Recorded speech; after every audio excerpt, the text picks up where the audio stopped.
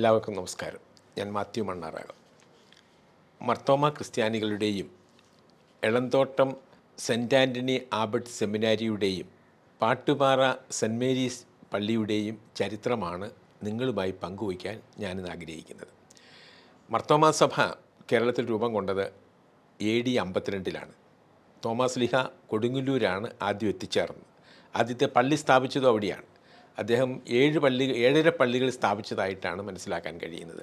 കൊടുങ്ങല്ലൂർ, പാലയൂർ, നിരണം, കോക്കമംഗലം, പള്ളിപ്പുറം, ചായൽ, കൊല്ലം എന്നിങ്ങനെ 7 പള്ളികളും അരുവിത്തുറ അല്ലെങ്കിൽ ഈരാറ്റിട എന്നുള്ള അരപ്പള്ളിയുമാണ് സ്ഥാപിച്ചത്.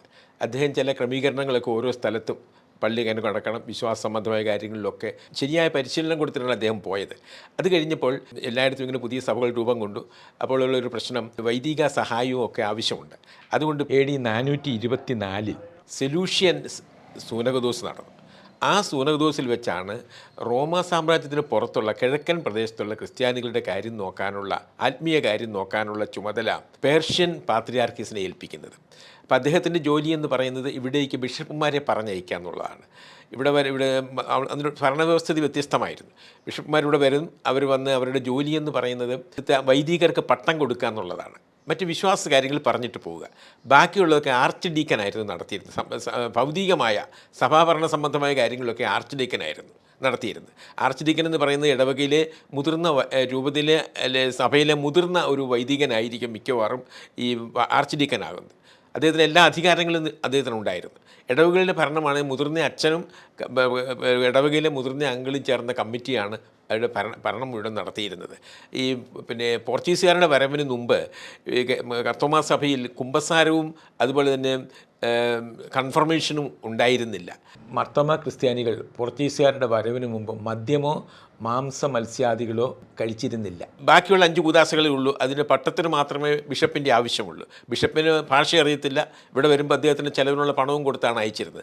അതിങ്ങനെ വർഷങ്ങൾ നടന്നു, നൂറ്റാണ്ടുകൾ നടന്നു. അപ്പോൾ ക്രിസ്ത്യാനികൾ വളരെ പ്രമുഖരായി.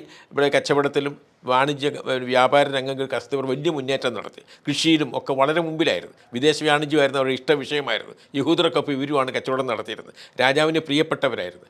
72 പ്രത്യേക അവകാശങ്ങൾ ചേരരാജാവ് ഇവർക്ക് നൽകി. തിരുവിതാംകൂറിലാണെങ്കിലും കൊച്ചിയിലാണെങ്കിലും അതുപോലെ സാമൂതിരിയുടെ നാട്ടിലാണെങ്കിലും തെക്കുംകൂറിലാണെങ്കിലും വടക്കുംകൂറിലാണെങ്കിലും പൂഞ്ഞാറിലാണെങ്കിലും പാലായിലെ കർത്താക്കന്മാരുടെ ഇടയിലാണെങ്കിലും ക്രിസ്ത്യാനികൾക്ക് ഒരു മുന്തിയ സ്ഥാനം നൽകിയിരുന്നു. കളരി ഗുരുക്കന്മാരായിട്ടും കച്ചവടക്കാരായിട്ടും ഒക്കെ വലിയ സ്ഥാനമാണ് അവർ വഹിച്ചിരുന്നത്. അപ്പോൾ അങ്ങനെ പോയിക്കൊണ്ടിരുന്നപ്പോഴാണ് ഈ 1498 പോർച്ചുഗീസുകാരുടെ വരവ്. അവരുടെ വരവിന് മുമ്പ് ഒറ്റ സഭയുള്ളൂ, മർത്തോമ സഭ. ഒറ്റ സഭ മാത്രമേ ഉള്ളൂ. അതിനൊരു രൂപതയാണ് ഉണ്ടായിരുന്നത്. അത് കൊടുങ്ങല്ലൂരായിരുന്നു ഇതിൻ്റെ ആസ്ഥാനം. അത് കഴിഞ്ഞ് പിന്നെ ഈ ആക്രമണമൊക്കെ വന്നു കഴിഞ്ഞപ്പോഴാണ് അങ്കമാലിയിലേക്ക് അത് മാറിയത്. ഇപ്പോൾ പോർച്ചുഗീസുകാരുടെ വരവ് വന്നപ്പോഴാണ് ഇവിടെ എല്ലാം വലിയ പ്രശ്നമായത്. പോർച്ചുഗീസുകാരെ സംബന്ധിച്ചിടത്തോളം കിഴക്കൻ സഭകളൊക്കെ ശരിയായ വിശ്വാസത്തിലല്ല പ്രവർത്തിക്കുന്നത്. അവർ മുഴുവൻ ഒരു ഹിന്ദുക്കളുടെ രീതിയാണ്, എല്ലാ രീതികളും ഹിന്ദുക്കളുടേതാണ്. അവരെ ക്രിസ്ത്യാനികൾ വീണ്ടും ക്രിസ്ത്യാനികളാക്കി മാറ്റേണ്ടതുണ്ടെന്നാണ് അവരുടെ വിശ്വാസം. അതിൻ്റെ പേരിൽ ഒത്തിരി പീഡനങ്ങൾ നടന്നു, ചർച്ചകൾ നടന്നു. അപ്പോൾ അങ്ങനെ വന്നു കഴിഞ്ഞപ്പോൾ ഇവർ ആദ്യം 1533 ഗോവയിലാണ് ആദ്യം ഒരു ആർച്ച് ബിഷപ്പ് ഉണ്ടാകുന്നത്, ലത്തീൻ രൂപതയുടെ. അത് കഴിഞ്ഞ് 1533 എറണാകുളത്ത് കൊച്ചിയിൽ ഒരു രൂപതയുണ്ടായി. അത് കഴിഞ്ഞ് 1599 ഉദയംപേരൂർ സൂനകദോസ് നടക്കുന്നത്. ഈ സൂനകദോസിൻ്റെ പ്രത്യേകത എന്ന് പറഞ്ഞാൽ ഇന്ത്യയിലുള്ള എല്ലാ ക്രിസ്ത്യാനികളെയും ലത്തീൻ റീത്തിൻ്റെ പോർച്ചുഗീസുകാരുടെ നിയന്ത്രണത്തിൽ കൊണ്ടുവരിക എന്നുള്ളതായിരുന്നു. അപ്പോൾ അതിന് ബലപ്രയോഗവും സൈന്യത്തിൻ്റെ ഒക്കെ സഹായത്തോടുകൂടിയാണ്, ബലമായിട്ടെന്ന് തന്നെയാണ് ഈ സൂനകദോസ് നടന്നതും. അതിൻ്റെ പേരിൽ ലത്തീൻ രൂപതയുടെ രീതികൾ ഇവിടെ മുഴുവൻ ആവർത്തികമാക്കാൻ ഉള്ള തീരുമാനമെടുത്തു. ഈ സൂനകദോസിന് നേതൃത്വം നൽകിയത് ഗോവൻ ആർച്ച് ബിഷപ്പായ മെനേസസ് തിരുമേനിയായിരുന്നു. ആ തീരുമാനത്തിന് പലർക്കും എതിർക്കാൻ കഴിഞ്ഞില്ല. പോർച്ചുഗീസുകാരുടെ നിയന്ത്രണം ഉണ്ടായിരുന്നു. അപ്പോൾ ചില ഗുണവശങ്ങളുണ്ടായിരുന്നു. ആധുനികത കടന്നു വന്നു. അപ്പോൾ വൈദികർ കല്യാണം കഴിക്കാൻ പാടില്ല, അതുപോലെ തന്നെ ഇങ്ങനെ കുറേ നിയമങ്ങളൊക്കെ അവർ കുറേ അന്ധവിശ്വാസങ്ങൾ, തീണ്ടൽ തൊടിയിൽ, അതുപോലെ തന്നെ ജാതകം നോക്ക് തുടങ്ങിയ ക്രിസ്ത്യാനികൾ പിന്തുടർന്ന് വന്ന ആ രീതികളൊക്കെ വേണ്ടെന്ന് വെക്കാനും നിർബന്ധിച്ചു. ഒത്തിരി മാറ്റങ്ങൾ, നന്മയും തിന്മയും അതിനകത്തുണ്ടായിരുന്നു. അത് കഴിഞ്ഞ് പിന്നെ ആ പ്രക്ഷോഭങ്ങൾ ഇങ്ങനെ മൂത്ത് വന്നപ്പോഴും ഒരു കാര്യമുണ്ട്. ഈ അങ്കമാലിയിലെ ബിഷപ്പ് സിറിയൻ ബിഷപ്പ് മരിച്ചു കഴിഞ്ഞപ്പോൾ പുതിയ ബിഷപ്പിനെ വെക്കാൻ സമ്മതിച്ചില്ല. അങ്ങനെ മറ്റൊരു ഉത്തരവിലൂടെ കേരളത്തിലുള്ള മുഴുവൻ ക്രിസ്ത്യാനികളും കൊച്ചി രൂപതയുടെ കീഴിലായി. അതിന് കടുത്ത പ്രതിഷേധങ്ങളുണ്ടായി. പല ബിഷപ്പുമാരും റോമിനുമായിട്ട് ബന്ധപ്പെട്ടു വലിയ പ്രതിഷേധങ്ങളൊക്കെ ഉണ്ടായി കഴിഞ്ഞിട്ടും ഫലമൊന്നും ഉണ്ടായില്ല. അങ്ങനെ പലരും ഇതിനുവേണ്ടി സമരം നടത്തി തദ്ദേശീയ ബിഷപ്പുമാരെ ആവശ്യമാണെന്ന് പറഞ്ഞു. അങ്ങനെ നടന്നതിൽ ഒരാളായിരുന്നു ഇവിടെ കൊടക്കച്ചിറ അന്തോണി കത്തനാർ. അദ്ദേഹം 1857 പാത്രിയാർക്കീസിനെ കാണാൻ ബസ്രയ്ക്ക് പോവുകയും അവിടെ വെച്ച് അദ്ദേഹം മരിച്ചു പോവുകയും ചെയ്തു. അദ്ദേഹത്തിൻ്റെ സഹപ്രവർത്തകനായിരുന്നു തൊണ്ടനാട്ട് അന്തോണി കത്തനാർ. അദ്ദേഹം അവിടെ ചെന്ന ബിഷപ്പിൻ്റെ കാര്യത്തിന് വേണ്ടി ചർച്ചയെല്ലാം നടത്തിയിട്ടൊന്നും പാത്രിയാർക്കീസ് വഴങ്ങിയില്ല. അതുകൊണ്ട് അത് നെസ്തോറിയൻ ആർച്ച് ബിഷപ്പിനെ പോയി കണ്ട് അബദീശ എന്നുള്ള പേരിൽ ഒരു ബിഷപ്പായിട്ട് അദ്ദേഹം തിരിച്ചുവിടാൻ വന്നു. ഇവിടെ ചില സ്ഥലങ്ങൾ അദ്ദേഹത്തെ അംഗീകരിച്ച് മറ്റുള്ളവർ അംഗീകരിച്ചില്ല. അംഗീകരിച്ചവരെന്ന് പറയുന്നത് പ്ലാസ്നാൽ, പാട്ടുപാറ, എളന്തോട്ടം, പെഴക്, അന്ത്യാളം, പല പുതിയ പള്ളി തുടങ്ങിയ കുറേ എടപ്പാടി തുടങ്ങിയ കുറേ പള്ളികൾ അദ്ദേഹത്തിൻ്റെ നിയന്ത്രണത്തിലായിരുന്നു. 1862 ഒരു സെമിനാരി സ്ഥാപിക്കുക എന്നുള്ള ലക്ഷ്യത്തോടു കൂടി ഒരു വൈദികന് ബഹുമാനപ്പെട്ട കണിയാറാകത്ത് മാണിച്ചൻ സുറിയാനി സഭയുടെ സെമിനാരി സ്ഥാപിക്കുക എന്ന ലക്ഷ്യത്തോടു കൂടി പാലായിലെത്തി. അദ്ദേഹം വന്ന് കിഴക്കേക്കര വർക്കിച്ചിനെ കണ്ടു. ഒരു സെമിനാരിക്കുള്ള സ്ഥലം വേണമെന്നും പറഞ്ഞു. അതിനൊരു കാരണമുണ്ട്. പ്ലാസന പ്രദേശം സ്ഥാപിക്കാനായിരുന്നു അദ്ദേഹത്തിൻ്റെ ആഗ്രഹം. പ്ലാസന പ്രദേശം സ്ഥാപിക്കുമ്പോൾ ഉള്ള പ്രശ്നമെന്ന് പറയുന്നത് പണ്ട് അന്തോണി കത്തനാരുടെ കൊടക്കച്ചിറ അന്തോണി കത്തനാരുടെ നേതൃത്വത്തിലുള്ള ഒരു സെമിനാരിയോട് പ്രവർത്തിച്ചിരുന്നു. അദ്ദേഹത്തിൻ്റെ മരണത്തോടുകൂടി അത് ഇല്ലെന്നായിപ്പോയി. അതുകൊണ്ട് അവിടെ ഒരു സെമിനാരി ആരംഭിക്കുക എന്നുള്ളതായിരുന്നു ലക്ഷ്യം. അപ്പോൾ അത് വന്നു കഴിഞ്ഞപ്പോൾ ഈ സ്ഥലം കിട്ടി. അങ്ങനെ ഇളന്തോട്ടത്തിൽ 1872 ഒരു സെമിനാരി ആരംഭിച്ചു. അത് വനവാസിയായ സെൻറ്റ് ആൻ്റണീസിൻ്റെ പേരിലായിരുന്നു. അദ്ദേഹം മറ്റുള്ള ഇവിടുത്തെ അല്ല മറ്റ് അന്തോണീസിൻ്റെ പള്ളികളിലൊക്കെ പാതുവായിലെ അന്തോണീസിൻ്റെയാണ്. അപ്പോൾ ഇങ്ങനെ സെമിനാരി ആരംഭിച്ചു. വൈദികനുണ്ടായിരുന്നു. വലിയ പരിപാടിയായിട്ട് നടന്നുകൊണ്ടിരുന്നു. ഒരു 10 വർഷമൊക്കെ ആയി കഴിഞ്ഞപ്പോൾ അന്തോണി കത്തനാരുടെ അബദീശോ എന്ന തൊണ്ടനാട്ട് കത്തനാരുടെ സ്വാധീനം വ്യാപിച്ചു. ഈ പള്ളിയും സെമിനാരിയെല്ലാം അദ്ദേഹത്തിൻ്റെ നിയന്ത്രണത്തിലായി. കാര്യങ്ങളെല്ലാം കുഴപ്പത്തിലായി. അപ്പോൾ അദ്ദേഹം തൃശ്ശൂരായിരുന്നു അദ്ദേഹത്തിൻ്റെ ആസനം. 2 അരമനകളാണ് ഉണ്ടായിരുന്നത്, തൃശ്ശൂരും ഇളംതോട്ടത്തിലും. അപ്പോൾ ഈ രണ്ടിടത്തും അദ്ദേഹം പ്രവർത്തനം നടത്തിക്കൊണ്ടിരുന്നു. അപ്പോൾ ഈ കത്തോലിക്ക സഭയ്ക്കുള്ള സ്വാധീനം നഷ്ടപ്പെട്ടു. അതുകൊണ്ട് പിന്നെ കവിക്കുന്നിലും മുണ്ടാങ്കലും വേറെ 2 പള്ളികളും ഒക്കെ സ്ഥാപിച്ചു കത്തോലിക്കർക്ക് പള്ളിയിൽ പോകാൻ വേണ്ടി. അപ്പോൾ അങ്ങനെ ഇതെല്ലാം കഴിഞ്ഞെങ്കിലും ഒരു കാര്യമുണ്ട്. അദ്ദേഹം മരണമടയുന്ന 1997 തന്നെ ഒരു പുതിയ ബിഷപ്പിനെ അദ്ദേഹത്തിൻ്റെ സഭയ്ക്ക്, അതിൻ്റെ പേര് സുറായി ചർച്ച് എന്നായിരുന്നു അതിൻ്റെ പേര്. 1900 നവംബറിലാണ് അദ്ദേഹം മരണമടഞ്ഞത്. അതിലൂടെ അദ്ദേഹത്തിൻ്റെ സഭ ഏകദേശം ക്ഷയിച്ചു. അവിടെ ഉണ്ടായിരുന്ന പലരും തിരിച്ച് സഭയിലേക്ക് വന്നു. എളന്തോട്ടം പള്ളിയിലാണെങ്കിലും 1900 അവരെല്ലാവരും കത്തോലിക്ക സഭയിൽ തിരിച്ചു വന്നു. ഈ പള്ളി പാലാ പള്ളിയുടെ ഒരു കുരിശുപള്ളിയായിട്ട് മാറി. പിന്നീട് ബഹുമാനപ്പെട്ട ജോസഫ് വെട്ടത്തേലാണ് പള്ളി പുതുക്കി പണിത് ഇന്നത്തെ രൂപത്തിലാക്കിയത്. ഇപ്പോഴും പഴയ ബിഷപ്പിൻ്റെ അരമനയുടെ തൂണുകൾ ഉണ്ണീശോയുടെ ഗ്രോട്ടോയ്ക്കടുത്ത് ഇപ്പോഴും കാണാൻ കഴിയും. അപ്പോൾ അത് കഴിഞ്ഞ് പിന്നെ കുറേ കാലത്തിന് ശേഷം ഈ പള്ളിയെ പിന്നെ ഒരു പുതിയ ഇടവകയൊക്കെ ആക്കി മാറ്റുകയാണുണ്ടായത്. അതുപോലെ തന്നെയാണ് എനിക്ക് മറ്റൊന്ന് പറയാനുള്ളതാണ് നമ്മുടെ പാട്ടുപാറ പള്ളിയുടെ കാര്യം. പാട്ടുപാറ പള്ളിയുടെ കാര്യം പറയുമ്പോൾ അത് 1870 തുടക്കത്തിലാണ് പാട്ടുപാറ വാഴയിൽ അന്തോണിച്ചനാണ് ആരംഭിച്ചത്. അന്ന് പള്ളിക്കൊക്കെ അനുവാദം കിട്ടാൻ ലത്തീൻ രൂപത്തിൽ നിന്ന് അനുവാദം കിട്ടണം. വലിയ ബുദ്ധിമുട്ടുള്ള കാര്യമായിരുന്നു. അദ്ദേഹം സമർത്ഥനായിരുന്നു, സ്വാധീനം ഉണ്ടായിരുന്നുകൊണ്ട് അദ്ദേഹം സഭാധികാരികളിൽ നിന്നും സർക്കാരിൽ നിന്നും പള്ളി ആരംഭിക്കാനുള്ള അനുവാദം വാങ്ങിച്ചു. അദ്ദേഹം സ്ഥാപിച്ച പള്ളി എന്ന് പറഞ്ഞ് പ്ലാസനയിൽ നിന്ന് നെരിയങ്ങാനം പോകുന്ന റൂട്ടിൽ 2 കിലോമീറ്റർ പോകുമ്പോൾ റോഡിൻ്റെ വലതുവശത്ത് അല്പം മുകളിലായിട്ടാണ് ഈ പള്ളി സ്ഥിതി ചെയ്യുന്നത്. അദ്ദേഹം മൺകട്ട കൊണ്ട് ചുമ്മായും പൂശിയ ഒരു പള്ളിയാണ്. അപ്പോൾ ആ പള്ളിയെല്ലാം സ്ഥാപിച്ചു, ഭംഗിയായിട്ട് കാര്യങ്ങൾ നടന്നു വന്നു. അപ്പോൾ കുറേ ഇടവക്കാരുണ്ടായിരുന്നു. അങ്ങനെ ഇരിക്കെ അച്ഛന് ഒരു വിവാഹം കഴിച്ചു കഴിഞ്ഞപ്പോൾ സഭയിൽ നിന്ന് പ്രശ്നമായി. അപ്പോൾ അങ്ങനെ ഇരിക്കുമ്പോഴാണ് ഇദ്ദേഹം സുറായിക്കാരുടെ നമ്മുടെ അന്തോണി കത്തനാരുടെ സഭ അതുമായിട്ട് അദ്ദേഹം ബന്ധപ്പെട്ടു. അവിടെ വിവാഹം കഴിക്കുന്നതിന് തടസ്സമില്ലായിരുന്നു. ഒന്നുകൂടി ഓർക്കണം, 1999 സൂനകദോസിന് മുമ്പ് എല്ലാവർക്കും വിവാഹം കഴിക്കാനുള്ള എല്ലാ പുരോഹിതർക്കും വിവാഹം കഴിക്കാനുള്ള അനുവാദം ഉണ്ടായിരുന്നു. അപ്പോൾ അവിടെയാകുമ്പോൾ പ്രശ്നമില്ല. അങ്ങനെ കുറേ നാൾ കഴിഞ്ഞപ്പോൾ സഭയവിശ്വാസികൾ പലരും സഭ വിട്ട് ഇദ്ദേഹത്തിൻ്റെ വിട്ട് കത്തോലിക്ക സഭയിലേക്ക് മടങ്ങി. അപ്പോൾ അദ്ദേഹം ഇവിടുന്ന് മുണ്ടക്കയത്തിന് താമസം മാറി. 90 സെൻറ്റ് സ്ഥലം ഉണ്ടായിരുന്നു പള്ളി ഇരിക്കുന്ന സ്ഥലം. ആ സ്ഥലം അവിടുത്തെ അദ്ദേഹത്തിൻ്റെ പിതാവും സഹോദരങ്ങളും കൂടി ഭരണങ്ങാനം പള്ളിക്ക് സംഭാവന ചെയ്തു. അപ്പോൾ അന്നേരം ഒരു പ്രശ്നമുണ്ട്, സുറായിക്കാരുടെ പ്രശ്നമുണ്ട്.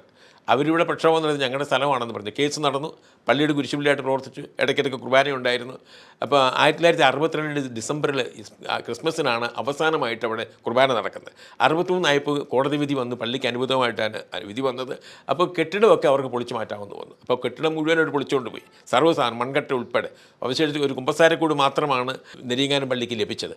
അപ്പോൾ അങ്ങനെ അദ്ദേഹത്തിൻ്റെ മരണത്തോടുകൂടി ആ സഭയുടെ പ്രസ്ഥാനമൊക്കെ തീർന്നു. പിന്നെ അവിടെ ഒരു പള്ളി വെക്കണമെന്നൊക്കെ പള്ളിയുടെ പക്ക സ്ഥലമായിരുന്നു. അപ്പോൾ പറഞ്ഞ് നെരിയങ്ങാനത്തിനും പ്ലാസനായിക്കിടയ്ക്ക് ഒരു പള്ളിയുടെ ആവശ്യമില്ലെന്നുള്ള കാഴ്ചപ്പാടിൽ ഇത് വേണ്ടെന്ന് വെച്ചു. അപ്പോൾ പിന്നെ പിന്നീട് പള്ളി തന്നെ അത് വാഴക്കാർക്ക് തിരിച്ചു കൊടുക്കുകയാണ് ഇത്. അവർ വിലയ്ക്ക് മേടിച്ചു. ഇപ്പോഴും ഒരു 90 സെൻറ്റ് സ്ഥലം തറയൊക്കെ കാണാൻ കഴിയും. അപ്പോൾ ഈ സഭയുടെ പ്രശ്നം ഇതിങ്ങനെ വന്നു. അത് കഴിഞ്ഞ് 1599 ഞാൻ ആദ്യം പറഞ്ഞ പോലെ തന്നെ സൂനകദോസ് നടക്കുന്നത്. അതോടുകൂടി എല്ലാവരും സുറിയാനി ക്രിസ്ത്യാനികൾക്ക് രൂപതകളില്ലാതായി, എല്ലാവരും ലത്തീൻ രൂപതയുടെ കീഴിലായി. ഇതിൽ കടുത്ത അമർഷങ്ങളുണ്ടായിരുന്നു. അപ്പോൾ 1653 ഒരു വിഭാഗം സുറിയാനി ക്രിസ്ത്യാനികൾ മട്ടാഞ്ചേരിയിലുള്ള സെൻറ്റ് ജോർജ് ചർച്ചിൽ കുരിശ് കയറ് വലിച്ച് ചെട്ടിക്കൊണ്ട് ഒരു ചൊറിഞ്ഞെടുത്ത്, ഞങ്ങൾ ഒരു കാരണവശാലും പോർച്ചുഗീസുകാരെയോ പാപ്പായോ അംഗീകരിക്കില്ല എന്ന് പറഞ്ഞ ഒരു പുതിയ സഭയുണ്ടാക്കി കഴിഞ്ഞപ്പോൾ ഓർത്തഡോക്സ് സഭ എന്നായിരുന്നു പേര്. അതിനും കാരണമുണ്ട്. അന്ത്യോക്യയിലെ പാത്രിയാർക്കീസുമായിട്ട് അവർ പോയി ബന്ധപ്പെട്ടു. അതിനു മുമ്പ് ഇവിടെ ഓർത്തഡോക്സുകാർക്ക് സഭയുണ്ടായിരുന്നില്ല, ഒറ്റ മർത്തോമാ സഭയുണ്ടായിരുന്നില്ല. അത് പേർഷ്യയിലെ പാത്രിയാർക്കീസുമായിട്ട് റോമുമായിട്ട് ബന്ധപ്പെട്ടവരുമായിട്ട് മാത്രമാണ് ഏർപ്പാടുണ്ടായിരുന്നത്. ഇവിടെ പോയി അവർ ബന്ധപ്പെട്ടു. അങ്ങനെ ആദ്യമായിട്ട് ഓർത്തഡോക്സുകാർക്കൂടെ സഭ വന്നു. അപ്പോൾ ഇങ്ങനെ 2 സഭകളായി അവരിങ്ങനെ പ്രവർത്തിച്ചു വന്നു. അത് കഴിഞ്ഞ് പിന്നെ 1830 ആയപ്പോഴേക്കും ഒരു സംഭവം ഉണ്ടായി. ആ കൂട്ടത്തിൽ നിന്ന് കുറേ ആളുകൾ CSIക്കാരുമായിട്ട് ബന്ധപ്പെട്ട് ഒരു നവീകരണത്തിൻ്റെ ഭാഗമായിട്ട് ഒരു സഭ രൂപീകരിച്ചു. അതാണ് സുറിയാനി മർത്തോമാ സഭ എന്നും പറഞ്ഞ് വേറൊരു സഭ. അത് അവരിത് പിരിഞ്ഞ്, അതാണ് ഇപ്പോഴും കോട്ടയത്തേക്കുള്ള മർത്തോമാ സഭ എന്ന് പറഞ്ഞത്. അവർക്ക് ബിഷപ്പൊക്കെ ഉണ്ട്. അത് കഴിഞ്ഞ് 1912 ഈ ഓർത്തഡോക്സ് സഭയിൽ പിന്നെയും പിളർപ്പ് വന്നു. ഓർത്തഡോക്സ് സഭയിൽ പിളർപ്പെന്ന് പറയുന്നത് ഓർത്തഡോക്സ് സഭ അന്ത്യോക്യയിലെ പാത്രിയാർക്കീസുമായിട്ടുള്ള ബന്ധം വിച്ഛേദിച്ചു. അപ്പോൾ ഞങ്ങൾ സ്വതന്ത്ര സഭയാണെന്നായിരുന്നു അവരുടെ അവകാശം. അതിന് എതിർത്ത് കുറേ ആളുകളുണ്ടായിരുന്നു. പാത്രിയാർക്കീസുള്ള ബന്ധം വേണമെന്ന് പറഞ്ഞു. അങ്ങനെയുള്ളവരാണ് യാക്കോബായിക്കാരായിട്ട് മാറുന്നത്. ആ കേസുകൾ ഇപ്പോഴും തുടർന്ന് വരികയാണ്, അധികാര തർക്കത്തിൽ നിൽക്കുകയാണ്. മറ്റൊരു വിഭാഗം അവിടുന്ന് 1936 ആയപ്പോൾ ഓർത്തഡോക്സ് സഭ എന്നൊരു വിഭാഗം മാർപ്പാപ്പായുമായിട്ട് അനുരഞ്ജന ചർച്ച നടത്തുകയും അവർ കത്തോലിക്ക സഭയിലേക്ക് മടങ്ങുകയും ചെയ്തു. അവർക്കൊരു പ്രത്യേക രൂപതയൊക്കെ അനുവദിച്ചു കൊടുത്തു. അതാണ് മലങ്കര രൂപത എന്ന് പറയുന്നത്, മലങ്കര കത്തോലിക്ക സഭ. അപ്പോൾ അങ്ങനെ ആ രൂപതയും വന്നു. അത് കഴിഞ്ഞപ്പോൾ ഇവിടെ പിന്നെ സുറിയാനി ക്രിസ്ത്യാനികൾക്കൊരു രൂപത വരുന്നില്ല. 1877 കാലമായപ്പോഴേക്കാണ് മാർപ്പാപ്പ സുറിയാനി ക്രിസ്ത്യാനികളുടെ ആവശ്യം അംഗീകരിച്ച് 3 വികാരിയത്തുകൾ അനുവദിച്ചു. 3 വികാരിയത്ത് എന്ന് പറയുന്നത്, ഒന്ന് തൃശ്ശൂർ, എറണാകുളം, കോട്ടയത്ത് വന്നപ്പോൾ അത് എവിടെ വേണമെന്നുള്ള പ്രശ്നം ഉണ്ടായിരുന്നു. അവിടെ കോട്ടയത്ത് ടൗൺ എന്ന് വരുമ്പോൾ പിന്നെ കത്തോലിക്കർക്ക് സ്വാധീനം കുറഞ്ഞ പ്രദേശമാണ്. കുറവനങ്ങാട് സ്ഥാപിക്കാൻ നോക്കിയപ്പോൾ അവർക്കതിന് താല്പര്യം കാണിച്ചില്ല. അങ്ങനെയാണ് ചങ്ങനാശ്ശേരിക്ക് പോയത്. അത് കഴിഞ്ഞ് കുറച്ച് കാലത്തിന് ശേഷം തൃശ്ശൂരും എറണാകുളത്തും ഒരു രൂപത അനുവദിച്ചു, വികാരിയത്തുകൾ. 1917 ആയപ്പോഴേക്കാണ് സ്വതന്ത്ര രൂപതകൾ രൂപം കൊടുത്തത്. മറ്റേ വികാരിയത്തുകളായിരുന്നു. ചങ്ങനാശ്ശേരിയും എല്ലാം സ്വതന്ത്ര രൂപതകളായി. ചാൾസ് ലെവിൻ ആദ്യത്തെ ബിഷപ്പായി. അങ്ങനെയൊക്കെയാണ് അതിൻ്റെ ഒരു ചരിത്രം കിടക്കുന്നത്. അപ്പോൾ പഴയ കാലത്ത് ഈ സിറിയൻ സഭകൾക്കെല്ലാം തമ്മിൽ വിശ്വാസപരമായ കാര്യങ്ങളിൽ യാതൊരു വ്യത്യാസങ്ങളുമില്ല. അവരൊരേ അഭിപ്രായക്കാരാണ്. പിന്നെ വ്യത്യാസമുള്ളത് വെച്ചാൽ അധികാരത്തർക്കം മാത്രമാണ്. ആചാരാനുഷ്ഠാനങ്ങളെല്ലാം ഏകദേശം ഒരുപോലെ തന്നെയാണ്. അപ്പോൾ അങ്ങനെയുള്ള ഒരു സഭാചരിത്രം ഇതിനകത്തുണ്ട്. അത് നിങ്ങളുടെ ശ്രദ്ധയിലൊന്ന് പെടുത്താൻ വേണ്ടിയാണ് ഞാനിത് പറഞ്ഞത്. എന്നെ ശ്രമിച്ച എല്ലാവർക്കും നന്ദി, നമസ്കാരം. ഇനി ശുചിത്വത്തിൻ തിളക്കം ഡേഫിക്സിലൂടെ. ഹോം ബോൺ ഇൻട്രൊഡ്യൂസിംഗ് ഡേഫിക്സ് dish wash cake and dish wash gel. Experience the quality and shine of ഡേഫിക്സ്. പണയം വെച്ച സ്വർണം തിരിച്ചെടുക്കാനാകാതെ നിങ്ങൾ വിഷമിക്കുന്നുവോ? ഉടൻ വിളിക്കൂ Alappad Gold, near Reliance Trends, KK road, Mundakayam. Emerge eye and ENT hospital, private bus സ്റ്റാൻഡിന് സമീപം, ഈരാറ്റുപേട്ട. ഇനി ഇഷ്ട ഗാഡ്ജറ്റ്സുകൾ സ്വന്തമാക്കാൻ പണം ഒരു തടസ്സമല്ല.